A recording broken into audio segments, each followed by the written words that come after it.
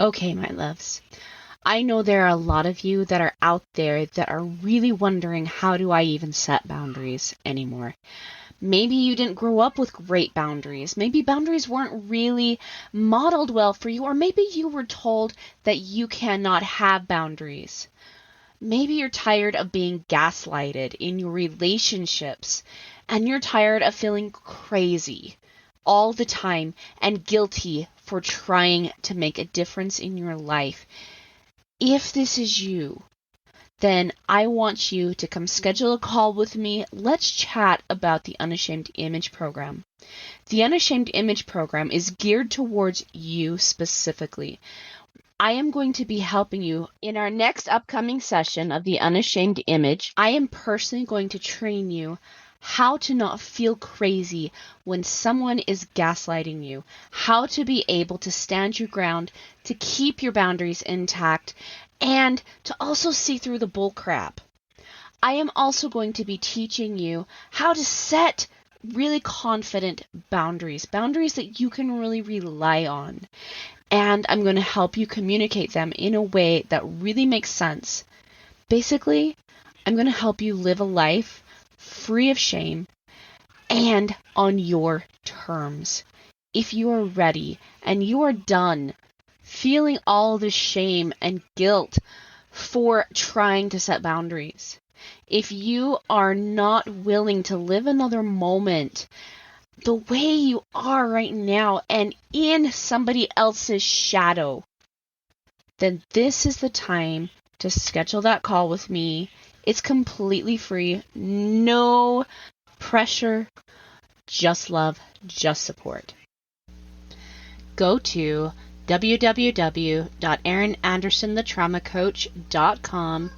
Scroll down the page to where it says, Let's Chat About Working Together. Click on that button and it'll take you to my booking page.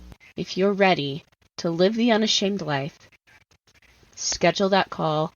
Let's get you in the Unashamed Image Program, my loves. From my heart to your heart. Bye. Welcome to the other side of the struggle. This is a podcast where we talk about trauma, how to heal it, and then how to take it and use it to unlock your mission and your potential, and to use it to live your very best dream life. When you're dealing with betrayal trauma, it can be hard to know how to heal it, how to stop the pain, and to know what your next steps are to take in your own life. And these are the questions that we try to answer here. Trauma has the ability to rob us of our joy and identity, which is why it's so miserable to experience. But with the right tools and with the right mindset, we can totally reclaim that joy and even use this trauma to strengthen ourselves, so that way trauma does not knock us off of our joy again. Living your dream life should be a non-negotiable, but trauma tends to try to negotiate that with you. And even though trauma is not something that we will completely ever be free of in our life, the pain is negotiable. This is why I created Erin Anderson Betrayal Trauma Coaching and this podcast, is because I want my listeners, I want my clients to live, truly live free from the prison that trauma can put you in. I want you to live on the other side of the struggle.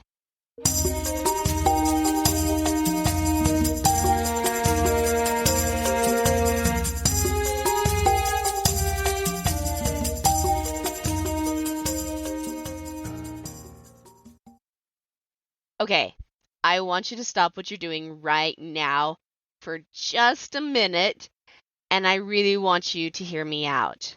I want you to go right now to erinanderson.kartra.com/page/heart of gold.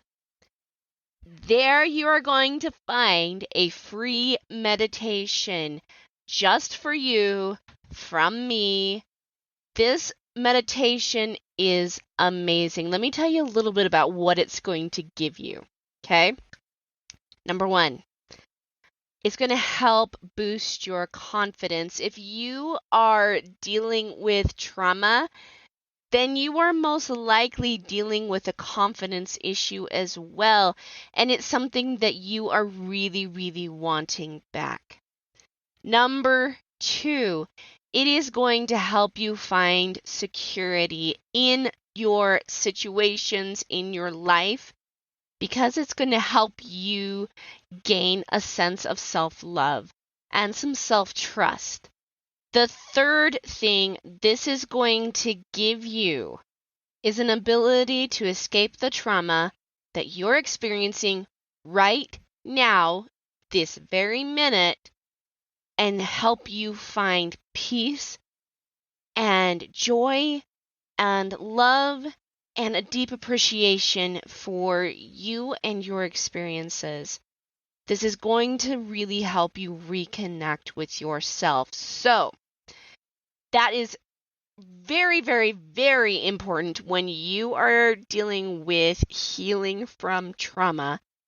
So, again, I'm going to tell you what that website is that you need to go to. erinanderson.kartra, KARTRA.com/page/heart of gold. Capital HEARTOF, capital GOLD. Go check out this meditation. Please claim it for yourself because it is 100% a gift from me to you to help you heal right now from trauma. All my love.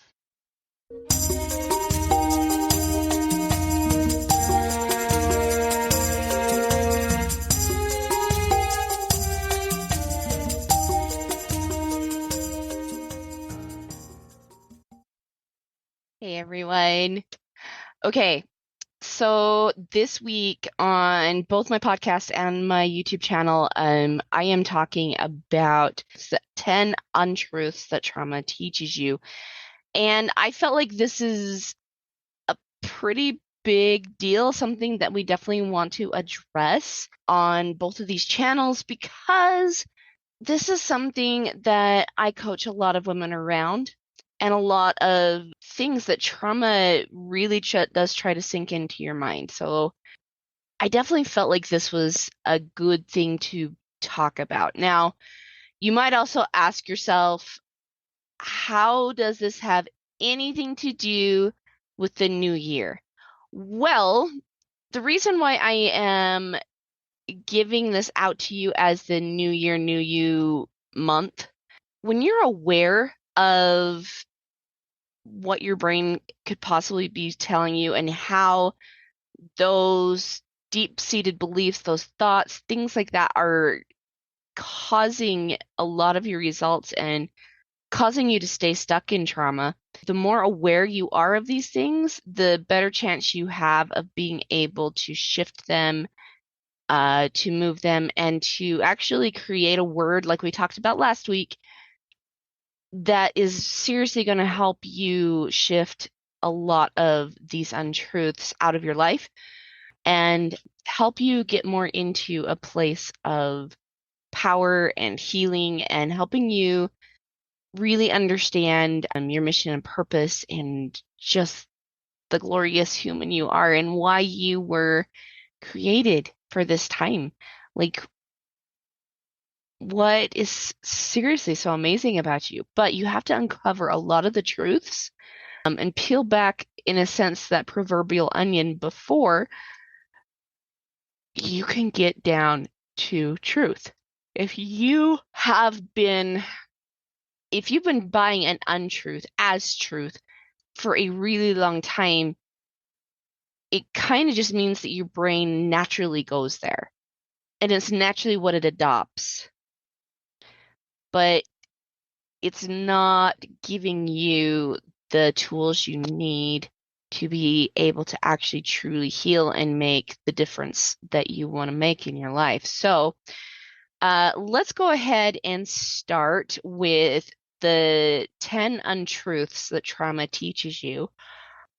The first untruth that trauma teaches you is something has to be wrong with you, or something has to be wrong with me. If it were me latching on to one of these untruths, it would be something along the lines of something's got to be wrong with me.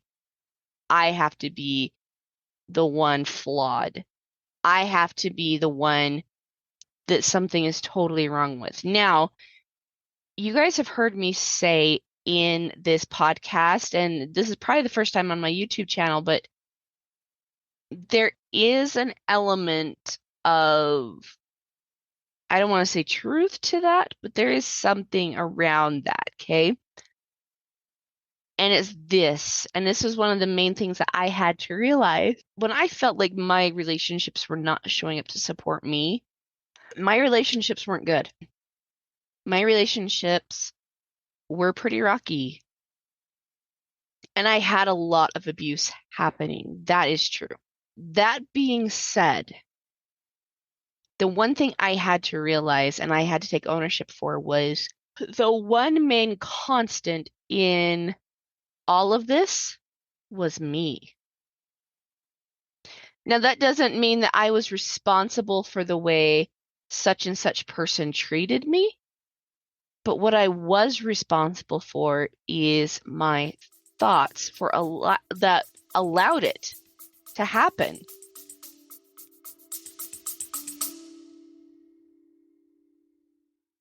So how do you feel about boundaries? It's a legitimate question. A lot of people come to me really struggling with this concept. They often feel guilty for setting boundaries, or they're not sure about even what a boundary is. You know, they've heard the term, set the boundary, things like that, but that's really confusing for them because it's not something that's well taught in our society nowadays, right? They know that boundaries are really important to having healthy, constructive, supportive, and wonderful relationships, but why? And oftentimes they also know that they feel like their boundaries are being violated, but they can't quite pinpoint what the boundary is that's being violated. That's why I've created the Clarifying and Creating Your Boundaries free PDF. You can find out what your boundaries are, how to tune in to what the boundary needs to be, and how to effectively create and communicate your boundary so that way you stay in this place that respects you, respects the other person, but also gives you the confidence in your boundaries so that way you stop being gaslighted, disrespected, and unseen. Having your boundaries really clear gives you a voice and also helps the other person stay in accountability with themselves. So that's not a role that you have to take on anymore. So if you are ready to really have clear boundaries, to really understand what your role is in the boundary, and to give yourself some safety and some protection against people that might try to gaslight you or are just being disrespectful, go grab my Creating and Clarifying Your Boundary PDF at erinandersonthetraumacoach.com. And while you're there, let's schedule a call with me. Come have a chat with me so that way I can really help you master this particular skill, creating boundaries, clarifying the boundary, communicating that boundary, and so that way I can also help you have relationships that show up to support you, cherish you, and love you.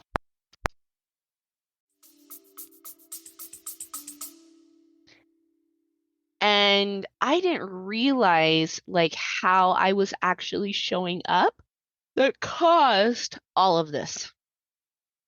I didn't realize how I was showing up and how I was thinking and the feelings that I was experiencing and this feeling that something must be wrong with me.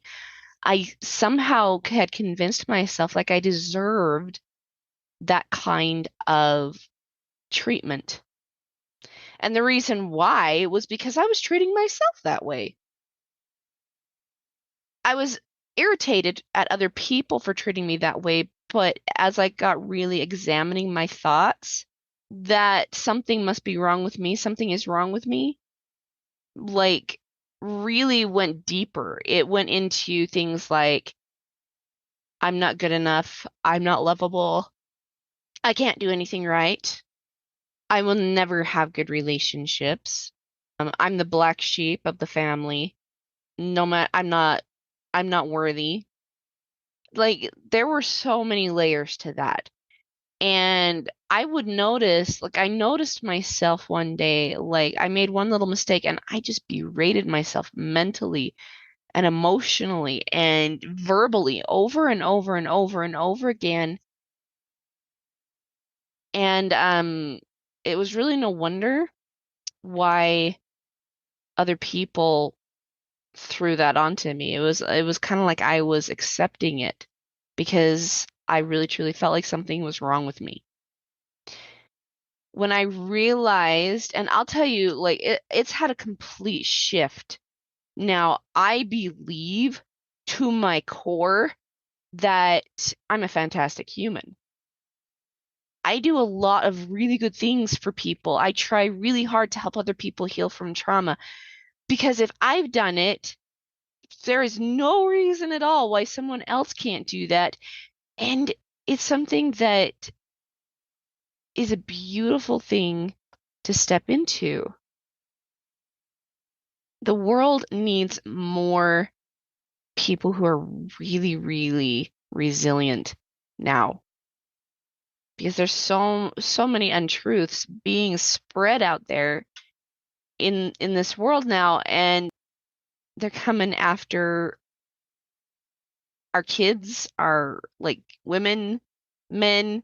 Like we are literally under a hellfire attack in a way, and it's it's a lot harder to be okay with not I don't want to say okay.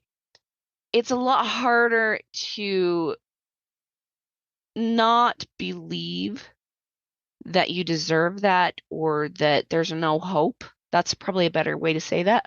It's a lot harder to realize that there's still so much hope if you don't realize how beautiful you really are, just as you were created.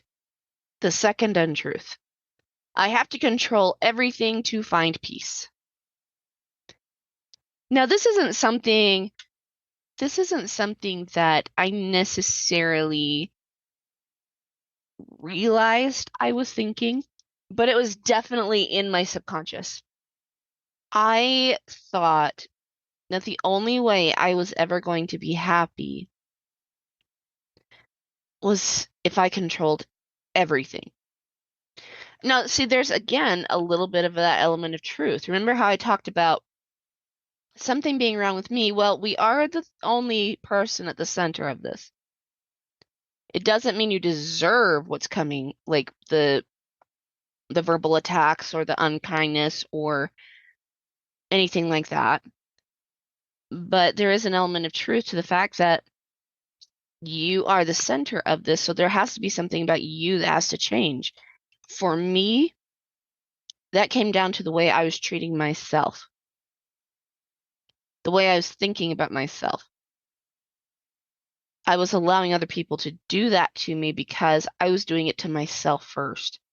Now, you understand that you're the only thing that you can control in this life. Do you want the abuse to stop? Do you want the pain to stop? Do you want the trauma to stop? And when somebody is traumatizing you, it can be, I want to say, kind of natural for you to realize that, or to kind of think that if I could just control the aspects in this situation and all the aspects of the situation, it would stop. But the truth of the matter is, when you get into a deeper self-control, you learn to trust yourself. You learn to realize your value. You learn to trust God. Like that's a big one too. I know a lot of women who are or have been in severely, severely abusive relationships with husbands, boyfriends, you name it, and they still choose to stay. And it kind of like it's because they're stuck in these untruths of trauma. It's hard to leave a situation when you don't trust yourself and your ability to think and your ability to make decisions. Getting out of a really bad situation or even a really bad thought process, like we can be pretty self-abusive sometimes. And we are the one person that we can't get away from. So deciding, number one, to stop abusing yourself and stop thinking something is wrong with you is huge. But then number two, to start setting some really clear boundaries with yourself and saying, number one, I will not be treated as anything less than a fantastic human by anyone, including myself. That doesn't mean that people can't bring up their disagreements or the things that maybe I've done that have made them unhappy or things that I need to do better on. Not at all. That should be something that we do in relationships. We need to be able to talk openly with each other and honestly. Absolutely. But the more in control of yourself you are, the more influence you have over situations. And that influence is powerful. It's really powerful to simply say to someone, I hear what you're saying, and I can appreciate how you want things to change. However, to talk to me the way you are is completely unacceptable. If you would like me to be an active member in this discussion or an active member in this relationship, then may I suggest that you change the way you are communicating with me because the way you're communicating with me right now is incredibly disrespectful. And I do not do disrespect. Something like that is powerful. And standing your ground and not allowing someone else to tell you what you should and should not be able to accept is huge. But that takes a lot of self-control.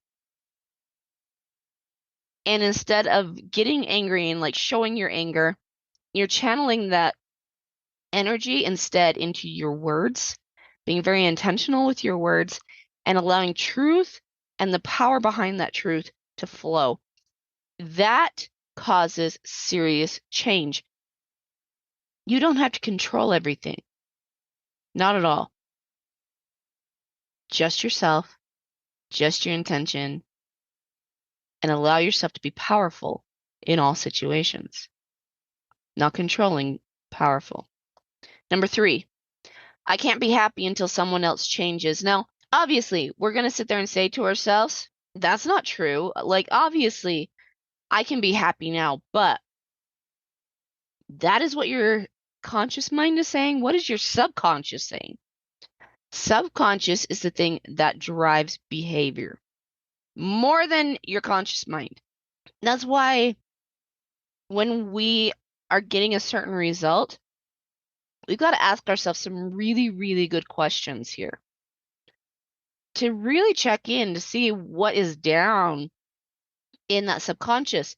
One of the ways I explain this to my clients is one, you have your top part of the house and then you've got your basement, your conscious and your subconscious.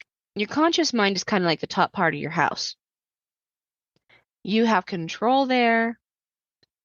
It's usually pretty clean. You might have a few cobwebs in the corners and things like that. Sunlight's coming in, but something is coming up from the basement that stinks, and you can smell it. But going downstairs in that basement is terrifying. Absolutely terrifying because you're scared of what's down there. And if it stinks this bad, goodness, is it a body? Right? What's down there? And the thought of going down there is scary. Really, really scary. But it isn't until we clean that basement that we can truly have a happy, safe home. Things that were in my subconscious or in my basement, and I talked about them earlier, were things like I deserve to be accosted. I deserve to be abused. I deserve for people to think the worst of me. Something is totally wrong with me. I'm the worst human alive. I can't get anything right. Like, and the list goes on. And this was all down there in my subconscious, and I was totally unaware of it. When you're unaware of that, a belief that is actually down there as well is likely, I cannot be happy until this person changes. I can't tell you how many times I thought that in regards to my husband and my mom and other people that I felt were giving me a lot of grief, in my relationships.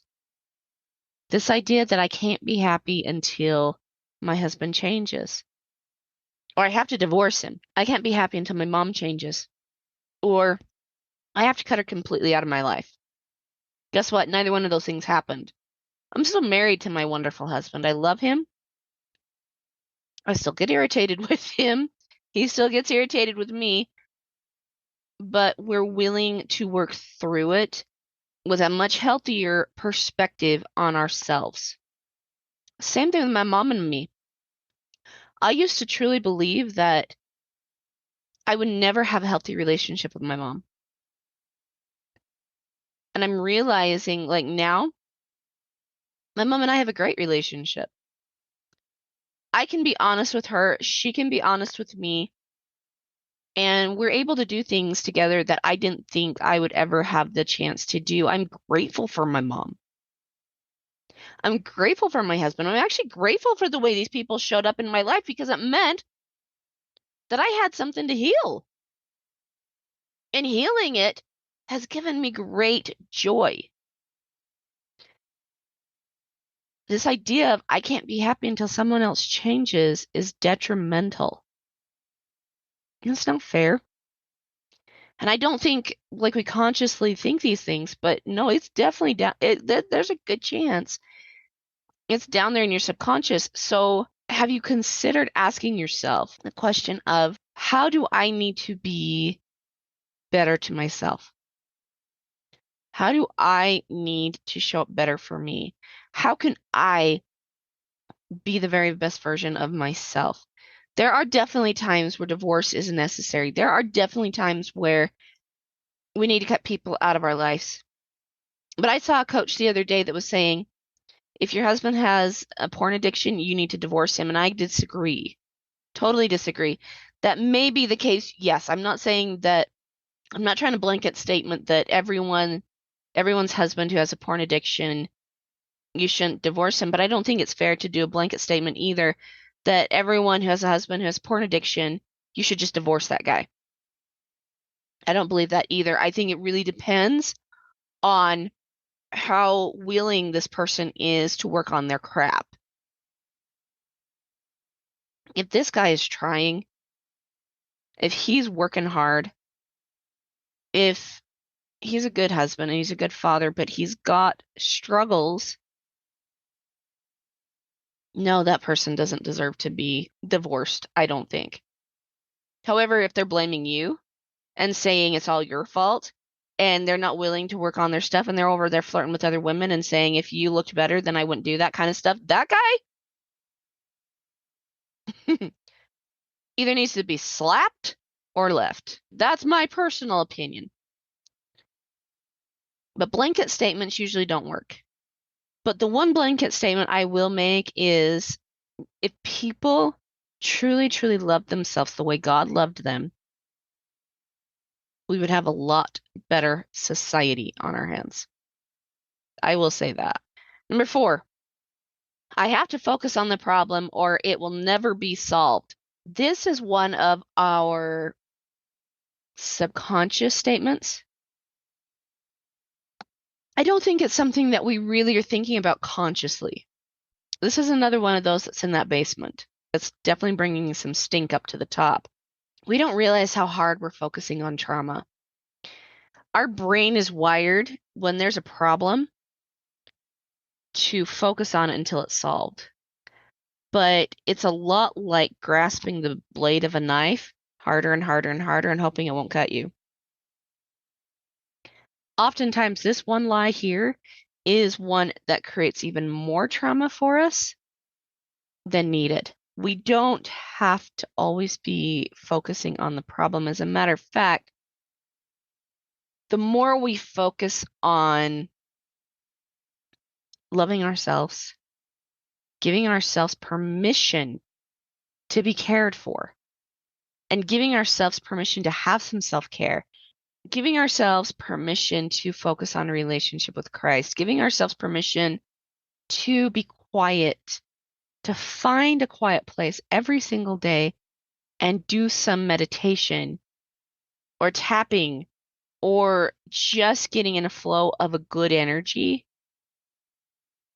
Doing that one thing will create more solutions than focusing on the problem.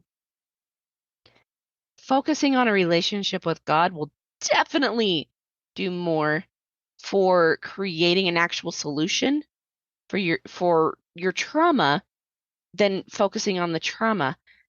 See, doing these things actually releases your hand from the blade of that knife.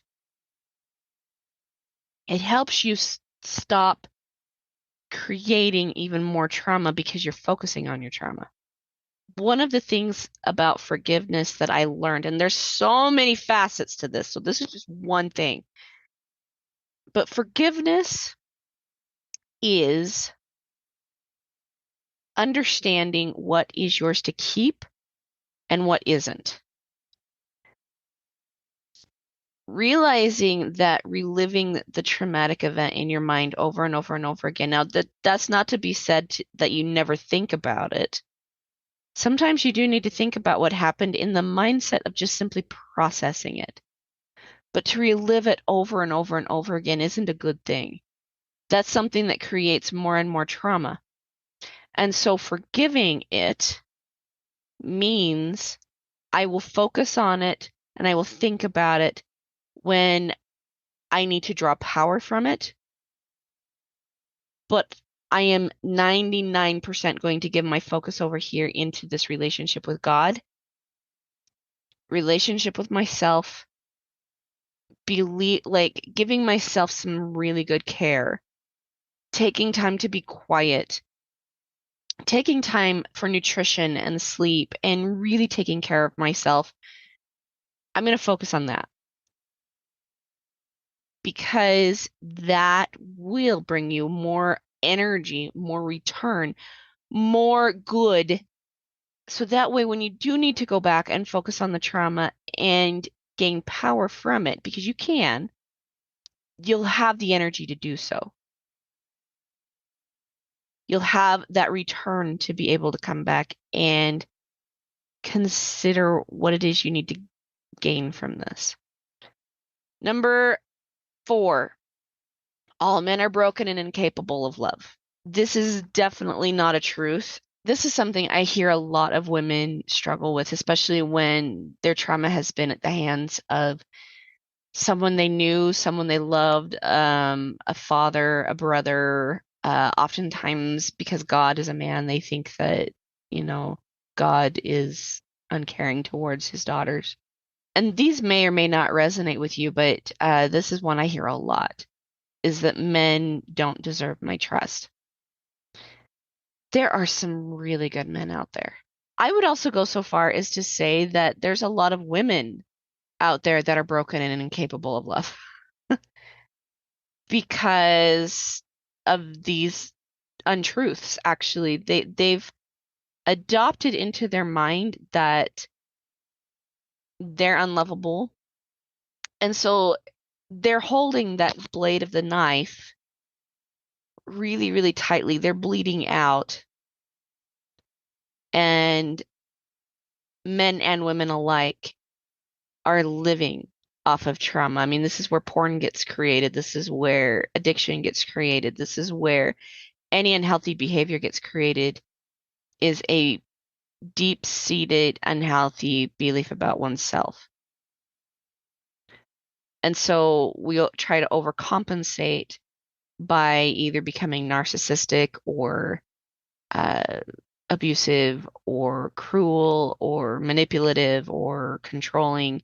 The more I see someone, men and women alike, adopt the idea that they're fantastic humans and they truly believe what God thinks about them, and they go out every single day and prove that right, that they are a fantastic human by giving love to someone else, by just giving a listening ear, by creating a miracle for someone, by listening to the promptings of the Holy Ghost, by doing these things,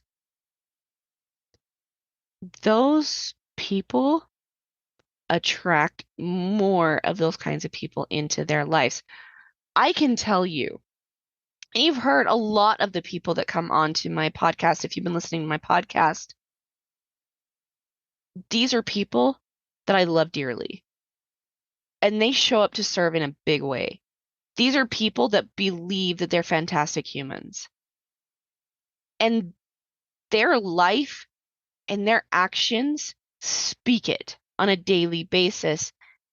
These are people who not often, I won't say all of them, but often have spouses that support them.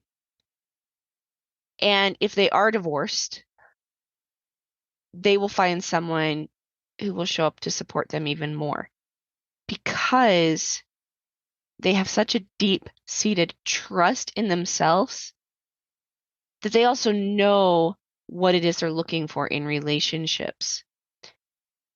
When one thinks that men are broken and incapable of love, it comes down to a trust, and this is what I've found as I've studied this. It comes down to a trust, a lack of trust in one's ability to create a life full of relationships that show up to support them, that are loving, that are capable of love. It shows up as a lack of trust in making decisions around these relationships. It shows up because one person might not actually really know what they want. They have a better idea of what they don't want. And that might be hard for some people to hear. Like I will I want you to know that I honor that and I hear that.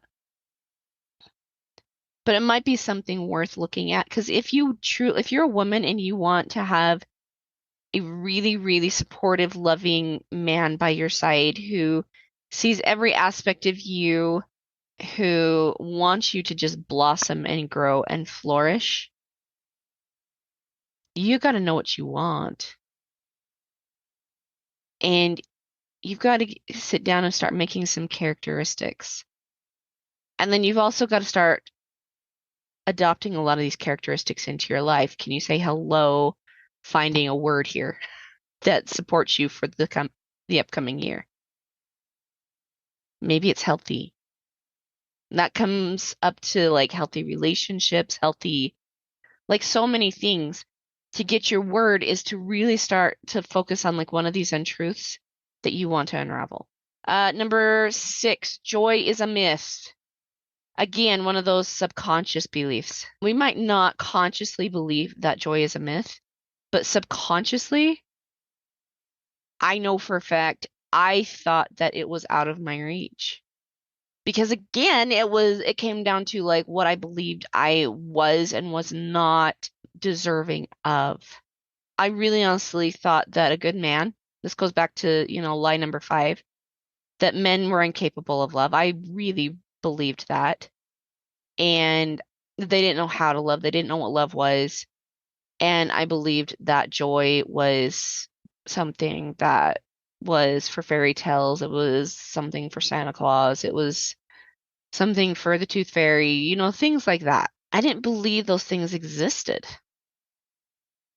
because life had proven something completely different to me. I'm realizing, and I'm still realizing this in some ways, I should say, but I've really come to understand and realize that this belief was formed out of, again, a misunderstanding of what it was I truly wanted. It was formed out of me believing I had to like hyper focus on the problem, obsess over it, to solve it and to fix it. And I didn't have joy because that hyper focus, that hyper vigilance, this belief, this understanding of what it was I didn't want instead of what it was I actually did want and what I wanted to create in my life caused me to bleed out emotionally, mentally, spiritually. It totally caused me to bleed out. I wasn't getting a return on that investment. So once I plucked off my attention and focus and energy on, you know, the things that weren't serving me, to focusing instead on a relationship with God and a relationship with myself and believing, like really understanding what it was I did want, my joy is constant now. It doesn't mean that I still don't have trauma that comes up. Trauma is something that doesn't ever completely leave, but it's something that is very, very quick in passing now. It's something that I have a better understanding of now. It's something that when it does come my way, I get to say, okay, what is it that I get to learn from this? You know, in a sense, kind of like focusing on the problem, but not hyper focusing on it. I'm looking at it to draw power from it instead of to solve it, to stop it. That actually creates a lot of joy in my life. Number 7, God doesn't care about me. I hear this one a lot too. That is definitely not true. This is also a result, this thought is born out of a result of focusing heavily on the problem and thinking that that is what's going to solve it instead of focusing on a relationship with God. If you truly do want a relationship with God, the first question I would, invite you to ask yourself is, what is it that God wants me to know about me? What is it that a perfect father looks like to me? How does he show up? How does he show up when I'm terrified? How does he show up for me when I don't trust him? How does he show up when, how does he show up for me when other people are cruel? How does he show up for me in this imperfect world? How does a perfect father show up? And then give him a chance to be that. I've said it before, I loved playing games with God, meaning like I would go get a card game and I would deal out cards for both him and me. God and I have totally played poker. Not on bets. Well, that's not necessarily true. I did bet my unhappiness and he took it and he changed it to joy. Oh my gosh, you guys, I'm gonna cry. If there is one thing you get out of today's podcast, I hope it is that you have a being of great, unimaginable, and unfathomable power that sees you better than you see yourself and adores every single microcellular piece of you. And he is willing to put his love of you and what he knows of you into those cells because he wants you to love yourself the way he does. And I will tell you something. This is not something I will ever deny because I know where I have been and to where I am now is a huge jump, and it would not have happened without him. If God cares about me, I can promise you with every fiber of my being, he cares about you. You just have to give him the chance to do so. And you have to be willing and responsible when that thought comes up of, I asked God to show up and he didn't, to ask yourself instead, what ways did I not trust him? What ways did I not show up for me? What ways did I not allow him to show up? Because I promise you, he does. He totally does. Whew. Okay. Number 8. I have to be in control of the justice. Okay, this comes back to that control again, right? When somebody hurts us and there's no remorse for what they have done, we often sit around waiting and watching for them to feel some inkling of pain, that they might actually change the way they behave, they might actually have that great awakening. But justice is not ours. The truth of the matter is, it is not ours because God doesn't want us to have to be saddled with that burden, to constantly be trying to teach someone or to punish them or to teach them a lesson or wanting them to learn this lesson.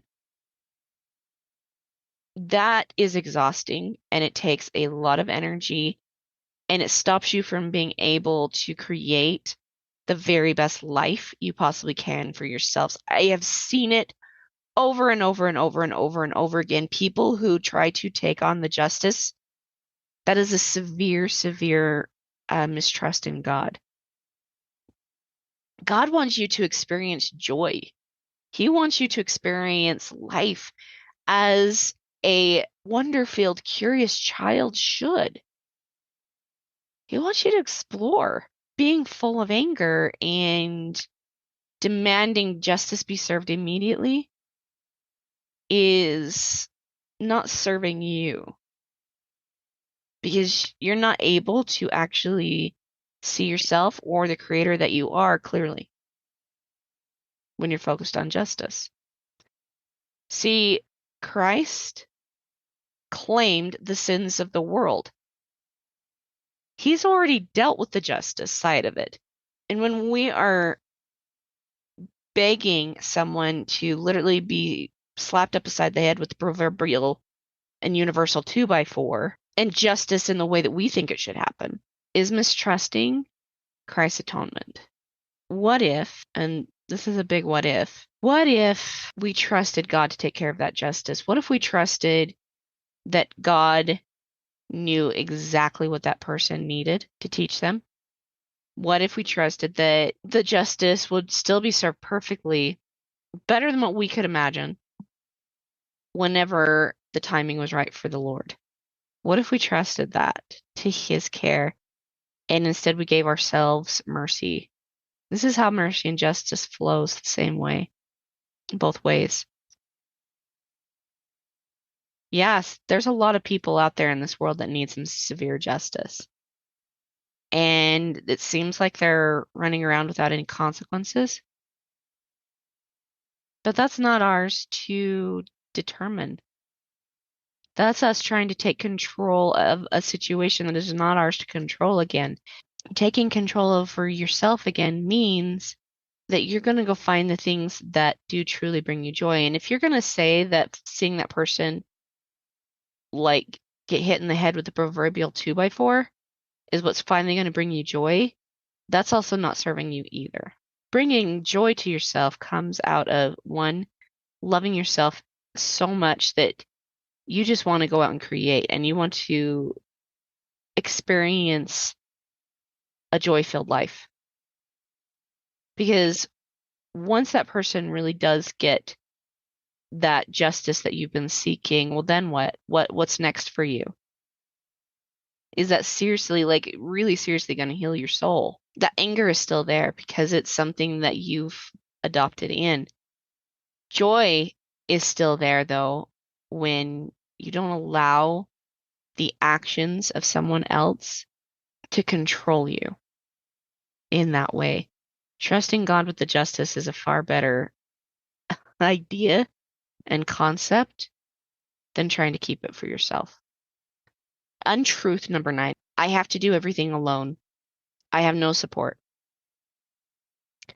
It definitely can feel that way sometimes. And this is actually a untruth that I am even still sometimes struggling with.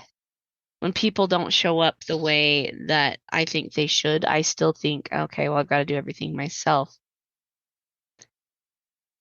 But the truth of the matter is, it's not me being honest with them or me. Sometimes it takes me a couple of days to really think about what it is I truly think and what it is I'm truly feeling to put it into words. But when I'm honest with other people and I say, hey, I know you can do better. Let me give you an example, a really good example here. My husband is on a journey to really, really detect his mission and purpose right now.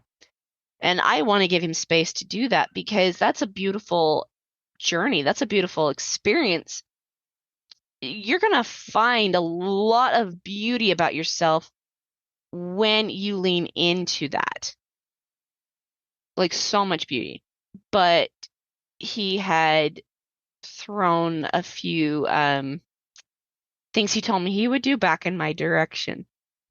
And I was a little bit mad about this. And I was like, why does that make me mad? Like, I don't mind doing laundry. I don't mind doing dishes.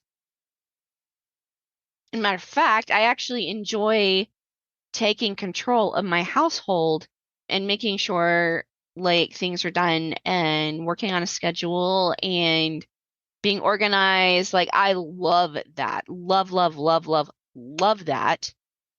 So why does this bother me so bad? And as I got thinking about it, it came back down to this feeling like I have to do things alone.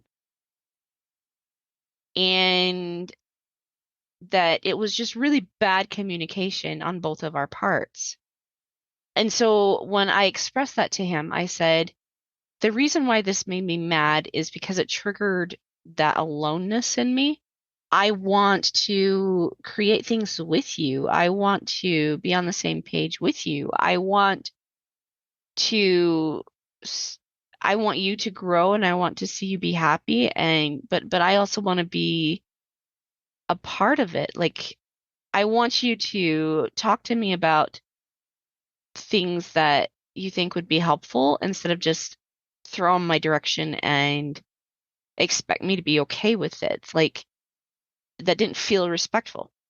And he was super awesome about listening to that. People that like it gave me being honest with him and like having an honest conversation gave us both the opportunity to be present with each other and fully present and fully loving.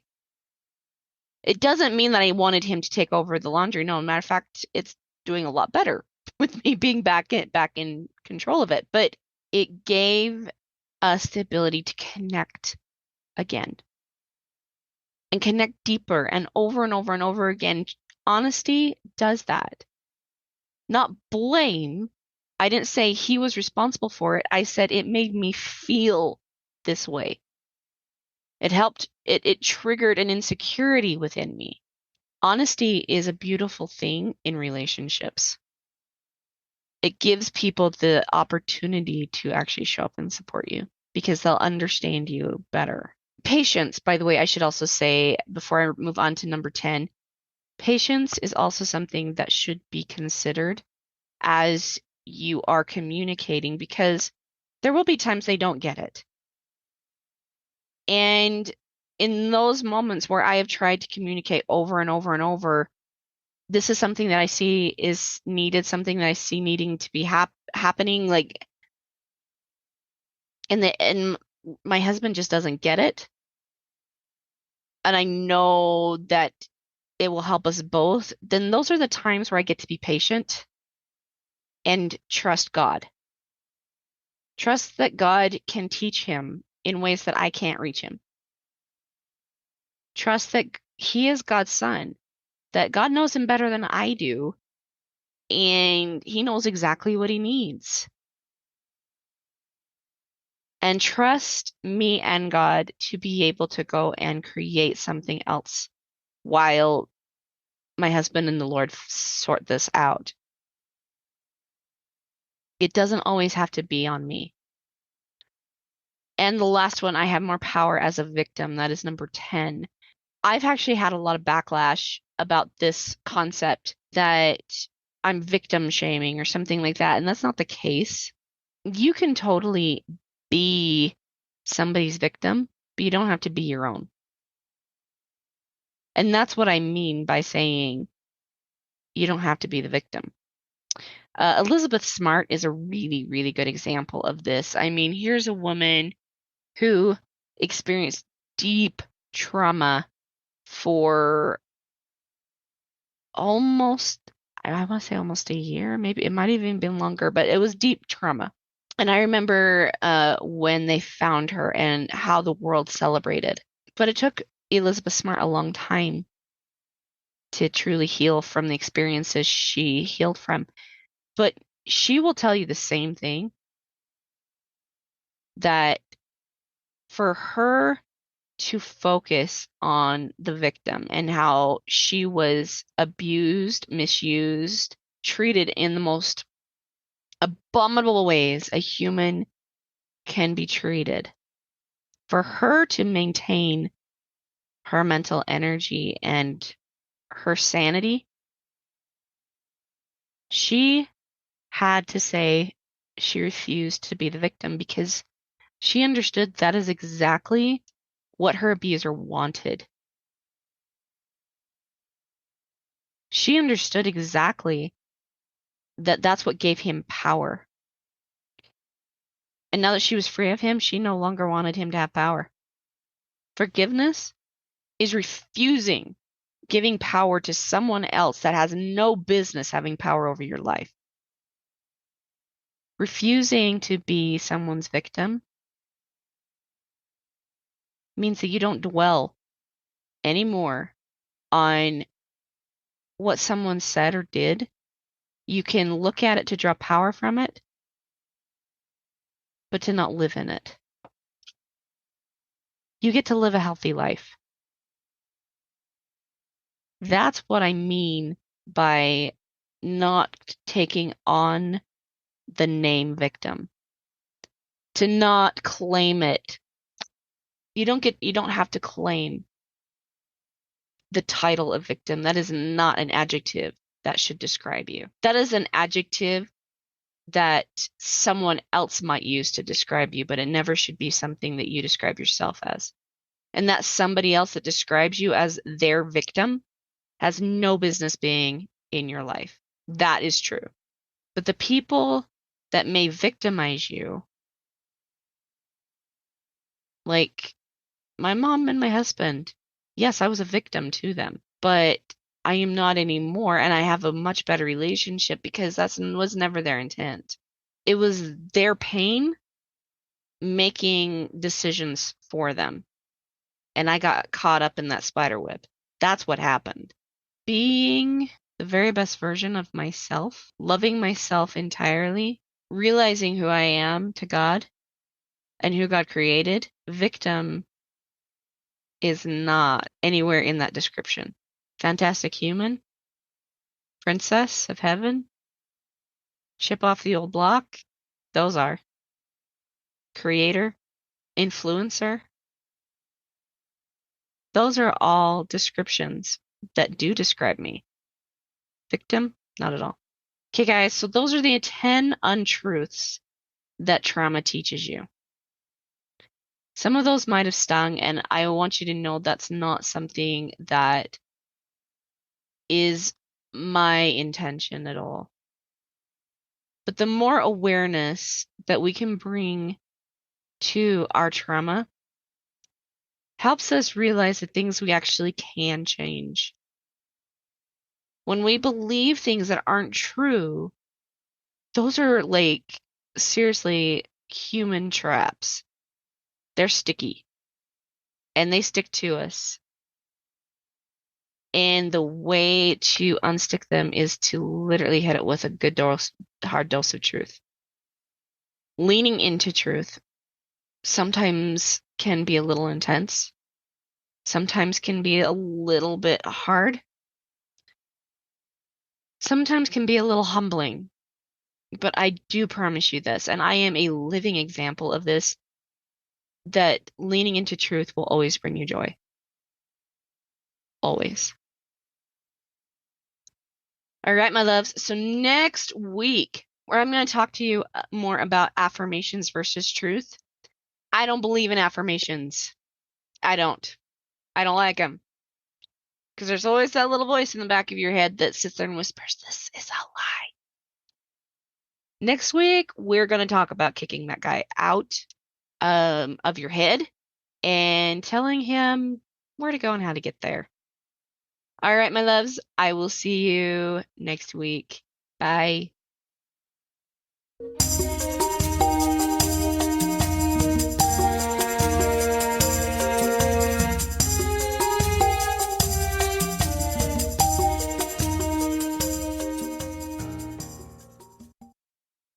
Hey, fabulous listener. I have a question for you. How done with trauma are you? Are you ready to uplevel your life and start creating the dreams that you thought were out of your reach? Are you ready to be free of the choices of other people? Are you ready to start living a life for yourself and creating the dreams that you want? And are you ready to start attracting relationships that show up to support those dreams? Are you also ready to create an amazing and deep love and trust in yourself and your decisions? If this is an absolute yes, then I want to invite you to come and join my 7-day Unashamed Chalk Talk. In this 7-day course, we are going to be going over each one of the 7 pillars for living an unashamed and completely self-trustful life. You will have some very quick, very concise, but powerful assignments to do every day. Plus, you also get access to me live for 7 days. You are going to get to learn how to set the goals that you want to achieve in your life completely unashamed, and also how to figure out what it is that's out of alignment in your life and stopping you from achieving those goals. Then we're going to get into how to get your brain to actually listen to the things that you want and start working on creating them. And also how to give yourself permission to truly love and care for yourself in an amazingly, fabulously fun way. And also how to regain the confidence and love that you deserve to give yourself, despite what anyone else thinks, says, or does about you. Now I can almost hear you say, okay, well that sounds great, but how much does it cost? That is also an exciting part of this. It's only $97. How awesome is that? For only $97, you can start creating the changes you want. There's literally no reason for you to not click on the link in the description below and get started. Come join me today in the Unashamed.